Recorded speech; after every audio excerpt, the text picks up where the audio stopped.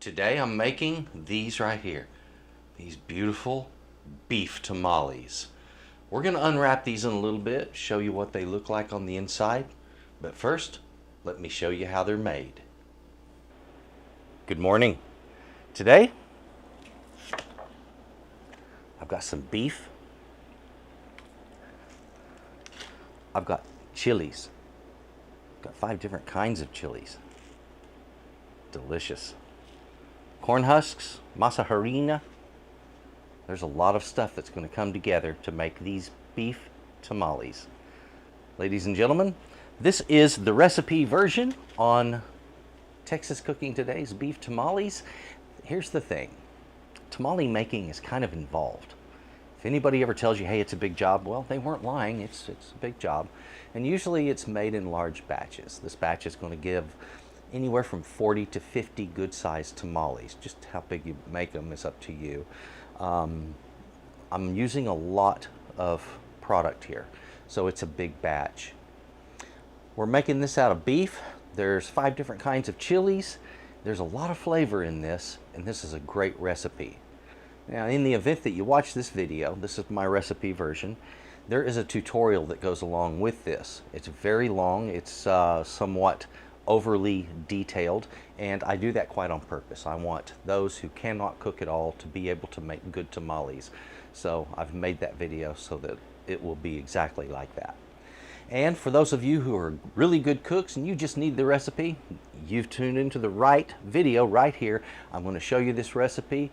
It is banging good, and once you've tried it this way, you'll never go back to making tamales any other way.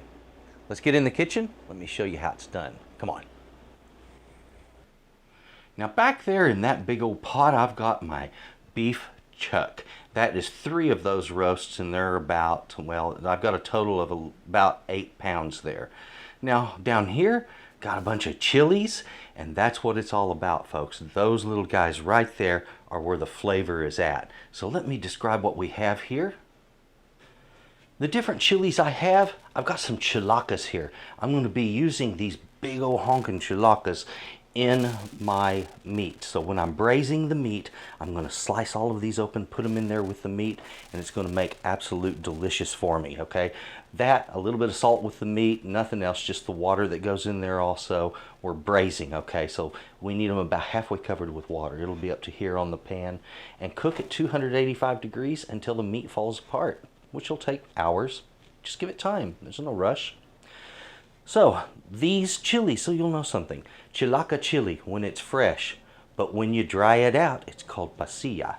This and this, these are the same thing, okay? Pasilla chili, chilaca chili. Now, if I take this guy right here, this is a jalapeno, which isn't in this recipe, in this way. If I smoke it and dry it, I get this little guy here, and that's called a chipotle. So that's where the chipotle comes from. This right here is your jalapeno. This is the famed ancho chili. That's what everybody talks about. This isn't an ancho. This is a poblano. If I take this poblano and let it dry naturally, you don't dehydrate it, you dry it, you're going to get this right here. It's an ancho. So that's what that is. We're going to be using ancho chilies in this. Some of these right here are bowl chilies, which are hot as fire. Also, some of this right here, this is guajillo chili. That's that beautiful, delicious, fruity, red chili. All of these together are going to make a wonderful flavor. This and this off to the side. I need to weigh these out and start making my sauce. Now, folks, as you can see here, I have my meat in water. I used hot water. I'm about to put it into a hot oven. Split these things open lengthwise. Just drop them in there and cook it all together. I recommend a little bit of salt in there also. Folks, here's your little tip when it comes to soaking your chilies out. Split them. That way the water gets inside. They'll hydrate faster. So as you see, they're all in hot water. Ouch. And they're soaking. Every once in a while, turn them so that the ones on top will get underneath and soak up real well. If you've been in the kitchen for any amount of time at all, you probably already know what one of these is. It's just a food mill.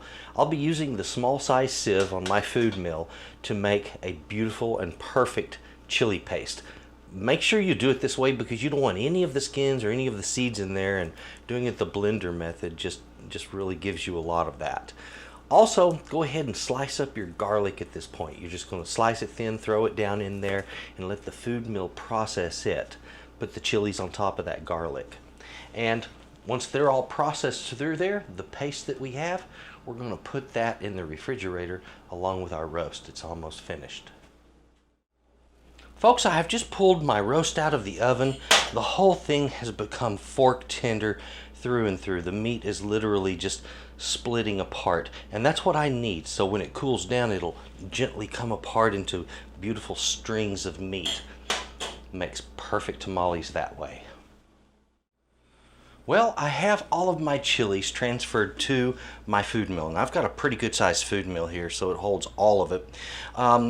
This is my stems that I had left over. And I have my timer down here.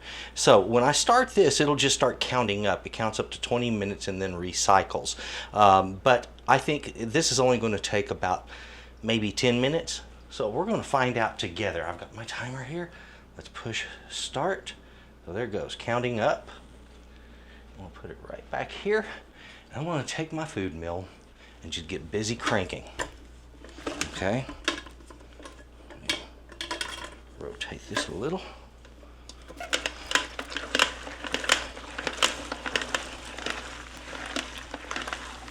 And we're going to find out real quick that this doesn't take nearly as long as people think.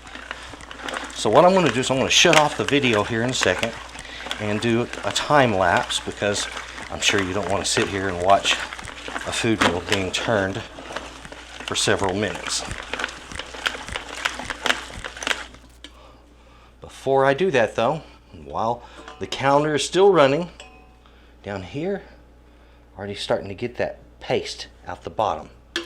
Perfect, beautiful paste. We're going to go for it. So, here's our time lapse. Alrighty, we take a look at our time, 5:49. This is pretty much milled out. There are a bunch of dried out husks, and that's just about it. These have had the meat stripped right off of them, and we have, look at this mammoth amount of a beautiful, beautiful chili paste that is of the very highest quality. Ladies and gentlemen, it just doesn't get better than this.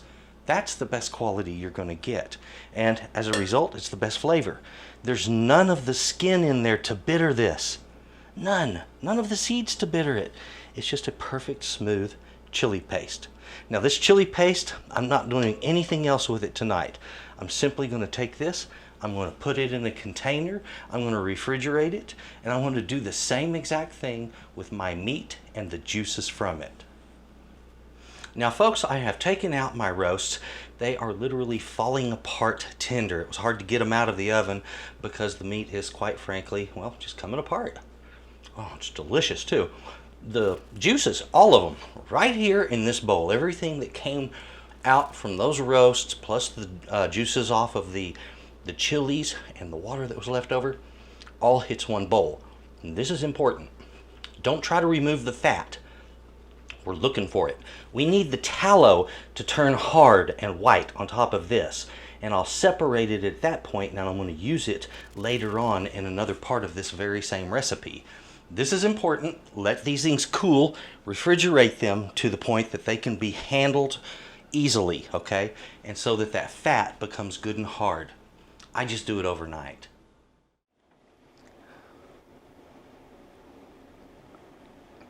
Here we are, next day. It's in the morning. I've just finished up with breakfast, and it's time to get busy doing tamales. So, first thing, we take the meat we cooked yesterday that's now refrigerated, cool, and easy to handle, shred every bit of it, incorporate some of the fat. Also, we're going to be taking that chili paste, we're going to make a sauce out of it, and then with that sauce, I'm going to use part of it to flavor the batter that goes over the outside, the breading, and I will use part of it to flavor the meat that goes on the inside. So it does a lot of different things. Now the juices, the fat that we had left over, every bit of that gets used up in this. So let me take you in the kitchen and show you the rest of this recipe. It's pretty cool. So we're on the second day. Ingredients for the sauce. That chili paste that we made yesterday, right there. Look at that. That is a lot of chili paste, a couple of cups worth. It's going to take at least 2 to 3 cups of broth to thin this into a sauce. To that, we're also going to add some lime juice, cumin, and salt. Now, to our batter that goes on the outside, we're using the broth from the roast to hydrate out our masa harina, and that is corn flour. Here I have the tallow that came off of the top of all of those drippings, and that is going to be used also. We're going to be creaming that and then working in our other ingredients. Our dry ingredients down here, we're using black pepper, cumin, some baking powder, and salt. And over here we have some corn husks. So that's what we're going to be using. Let's get busy putting it together. Now folks, I have my beef all shredded out now. Let's turn my attention over here. I'm going to be doing the sauce next. I have my chili paste here. I have my salt, cumin, and lime juice. And back here, I have the drippings off of that roast. And I'll be using these to hydrate this. Once you get everything mixed together, you're looking for a consistency similar to spaghetti sauce. So mix it to that point, let it simmer for about 20 minutes, and your sauce is ready to go. Okay, as our fat is creaming, we need to go ahead and get our meat seasoned. And of course that was the rest of this, right? I just need to get it worked down in there. We'll do about a half at a time. And just mix that into your meat. Keep mixing until you have everything kind of evenly covered. Okay, let's take a look at our fat. Look how that's coming along. It's starting to look nice and fluffy. It's gotten light in its color, kind of white. That's exactly what we're looking for. Let's just keep that up for a little while longer. I'm going to scrape the bowl down one time and then let it go at it again. Okay, looky there, we have the fat looking gorgeous. It almost looks like whipped cream, doesn't it? So I'm going to take my masa and just let that work its way in, nice and gentle. Add a couple of cups of this, and then add in some of the drippings from our beef. And we're just going to go back and forth with this, all right?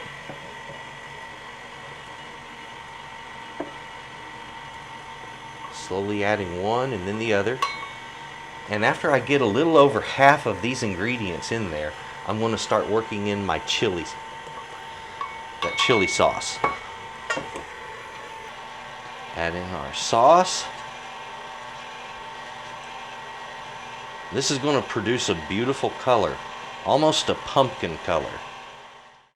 And now we're just beating it all together real well, and when that gets smooth and creamy, it's ready to use.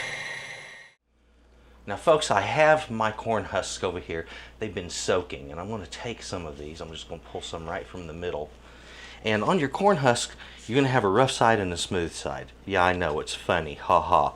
But it's true. One side is going to have these little high ridges sticking up on it, and the other side that has ridges, but they're not as tall, okay? And that's the smoother side, and that's the one to go with. It's actually the inside.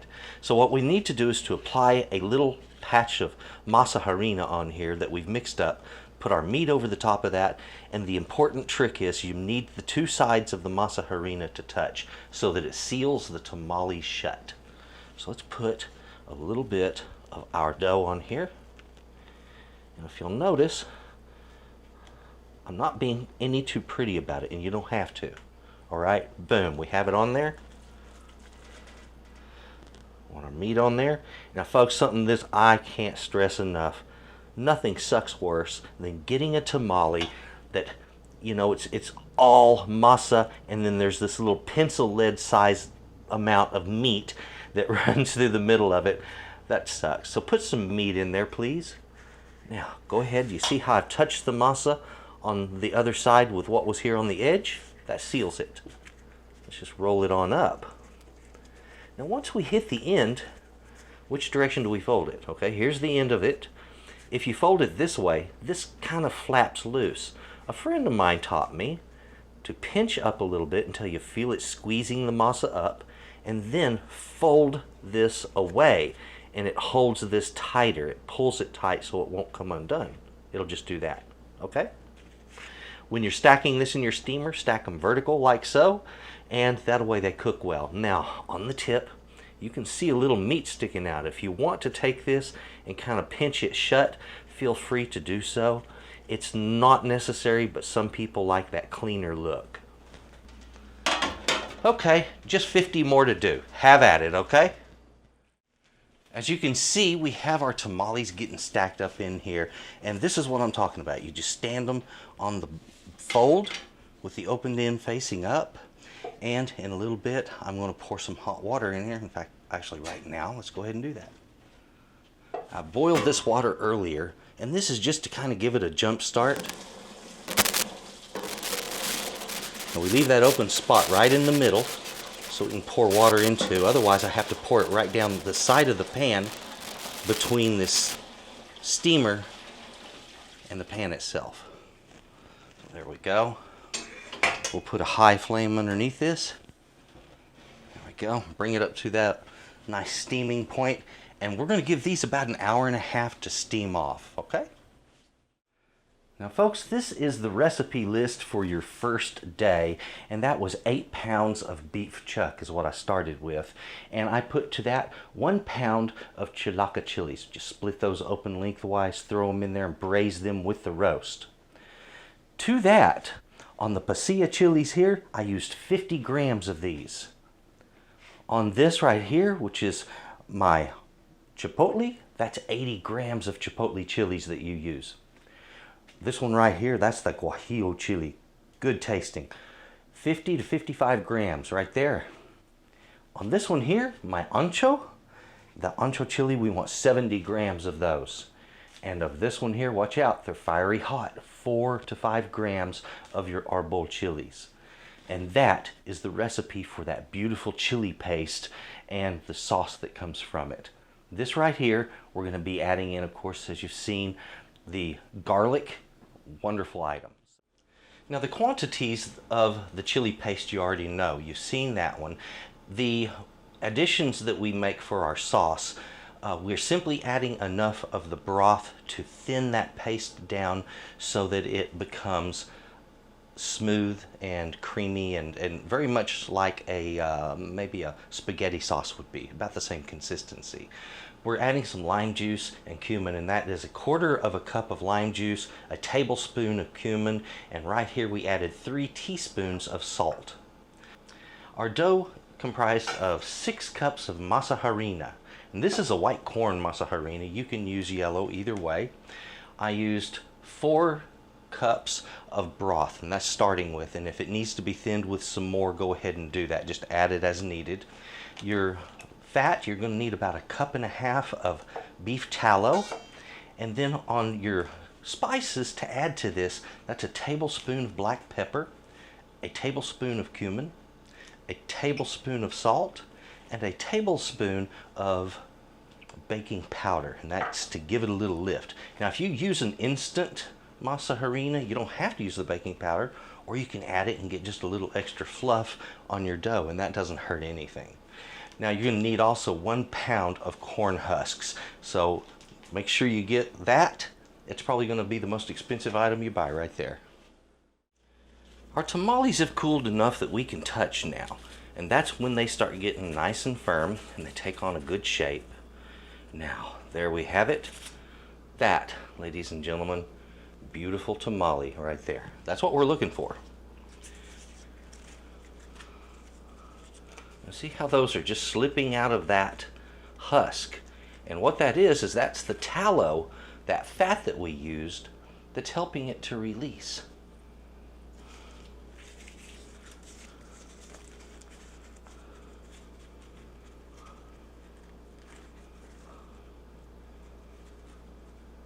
There we go.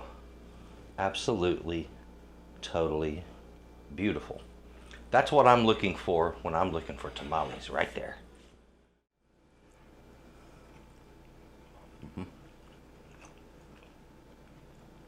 That's what a good tamale should be right there.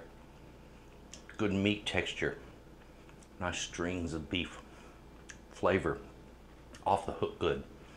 This is the way a good tamale should be, folks.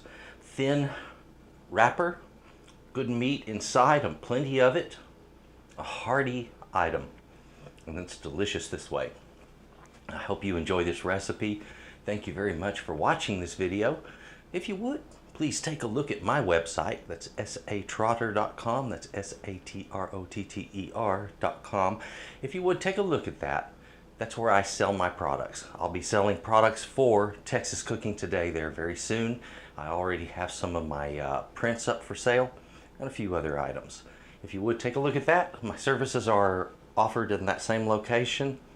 And if you would, take a look at Texas Cooking Today, my website right here on YouTube.